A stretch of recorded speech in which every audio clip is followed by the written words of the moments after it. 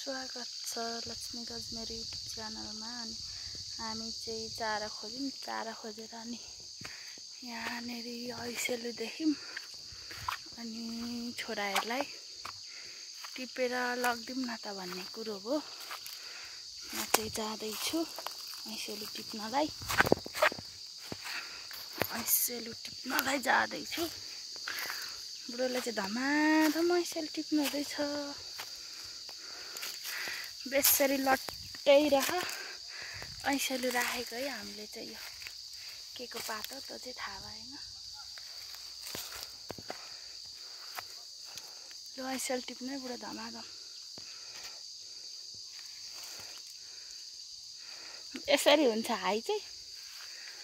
Hi hello hello ऐसेलु तपाईहरुलाई पनि मन पर्छ नै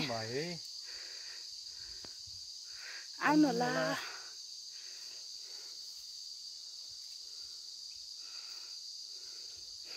यहाँ न ऐसेलु कस्तो दामी पो छ त।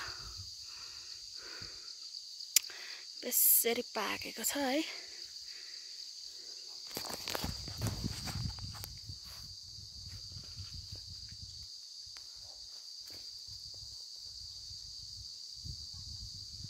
तर म चाहिँ खान्छु पनि है।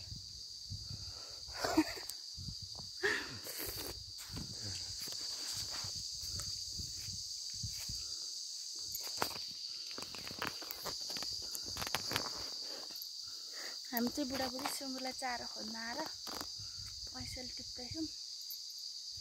अनि ऐसेलु टिपिसकेर अब घर जाने, अनि छोराहरूलाई पनि लगिदिने, हामी पनि खाने। अनि त्यस पछाडि सुँगुर चारो पकाउने, काट्ने, गग्लेतो त्यस्तै छ हाम्रो चाहिँ अहिलेको कामहरू।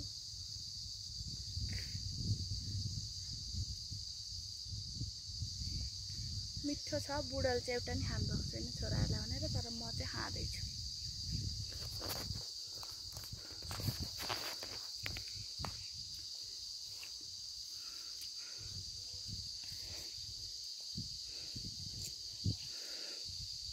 यहाँ न कति धेरै रह।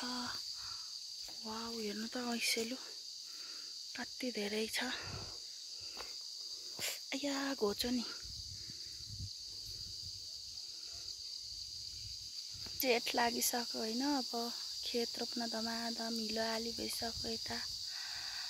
अनि यस्तै छ अहिलेको मौसम। हरियाली पाखा पखेरा बोट बिरुवाहरू छ।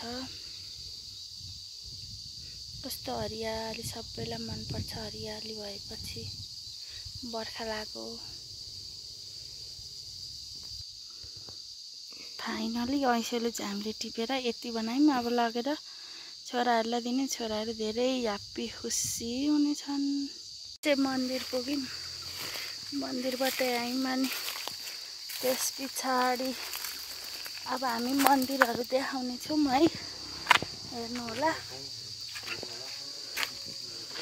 अनि राम्रो छ के मन्दिर। यस्तो महादेव थान मन्दिर है। फेरि के मन्दिर भन्नु होला। अनि के भन्नु, गुप्तेश्वर महादेव मन्दिर। न चट्टानै चट्टानले भरिएको भरिपूर्ण। अनि कस्तो राम्रो छ। यहाँ चाहिँ गुफा है, तर देखिएन होइन। घन्टीहरू छ सबै। यस्तै छ। मेरो बुढो चाहिँ अगाडि हिँड्नुहुँदैछ। अनि यता तुलसाको मोड छ। अनि कस्तो राम्रो है। मलाई खेत रोप्नु मन लागिराखेको छ। अब यो सुँगुरको चारो चाहिँ म घरमा पुर्याएर म यहाँनेर खेत रोप्न आउने नै छु। त्यहाँनेर निर्मला दिदी, अजी अनि हाम्रो यता बुहारी अनि सबैजना हुनुहुन्छ होइन। गोरु चाहिँ छैन। गोरु बिना नै आफैले खनखान गरेर रोप्नु भयो। र पनि धेरै नै छ। बिउ हरियाली कस्तो राम्रो देखिएको छ। यता देखिएको बलौटे है, बलौटे गुप्तेश्वर बलौटे बजार अलिकति देखाएँ मैले हजुरहरूलाई। यस्तै छ, राम्रो छ।